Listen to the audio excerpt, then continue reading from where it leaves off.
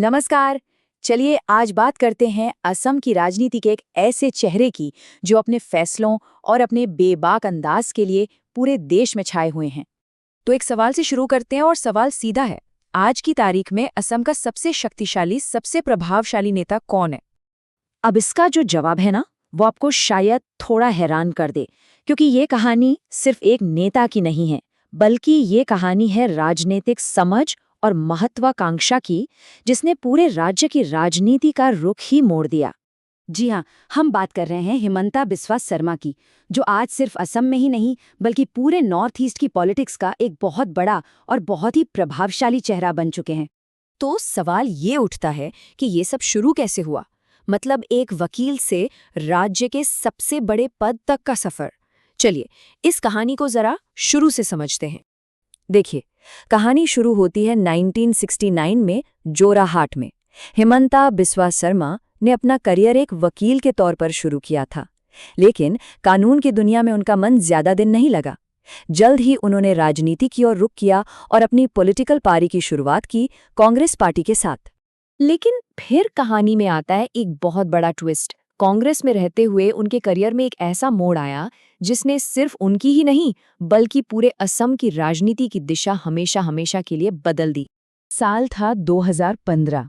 अब सोचिए, ये कोई मामूली फैसला नहीं था। ये सिर्फ एक पार्टी से दूसरी पार्टी में जाने जैसा नहीं था। ये तो अपनी पूरी राजनीतिक पहचान को दांव पर लगाने जैसा था। कई सालों तक कांग्रेस का एक बड़ा चेहरा रहने के बाद उन्होंने एक बहुत बड़ा और उतना ही रिस्की कदम उठाया और बीजेपी ज्वाइन कर ली। और उनका ये दांव चल गया। उनके इस एक मूव ने बीजेपी को असम में वो जमीन दी जिसकी उसे सालों से तलाश थी, और कांग्रेस का जो दशकों पुराना किला था वो ढह गया। मतलब सही मायनों में कहें तो उन्होंने असम की राजनीति की पूरी गेम ही पलट दी। बीजेपी में आते ही उनका कद मानो किसी रॉकेट की तरह आसमान छूने लगा। अब उनकी मंजिल एकदम साफ थी, चीफ मिनिस्टर की कुर्सी। और फिर वो साल आया जिसका सबको इंतजार था, साल 2021।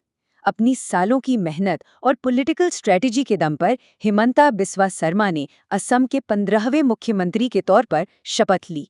और चीफ मिनिस्टर बनने के बाद से तो वो लगातार एक्शन में हैं। कभी मदरसों को लेकर कोई बड़ा फैसला, तो कभी आधी रात को खुद ही शहर का जायजा लेने निकल पड़ते हैं। वो जनता से सीधे कनेक्ट करने और एक डिसिसिव लीडर की इमेज बनाने में पूरी तरह कामयाब रहे हैं। तो इस पूरे सफर से सीखने को क्या मिलता है? देखिए, ये कहानी हमें बताती है कि पॉलिटिक्स में सिर्फ आइडियोलॉजी ही काफ़ी नहीं होती। सही टाइम पर सही मौका पहचानना, कैलकुलेटेड रिस्क लेने की हिम्मत रखना और ज़मीन से जुड़े रहना, ये सब कितना ज़रूरी है। तो ये थी कहानी हिमंता बिस्वा शर्मा की, कैसे वो राजनीति के शिखर तक पहुंचे। अगर आप ऐसी ही और भी दिलचस्प पॉलिटिकल जर्नीज के बारे में जानना चाहते हैं तो हमारे साथ बने रहिए।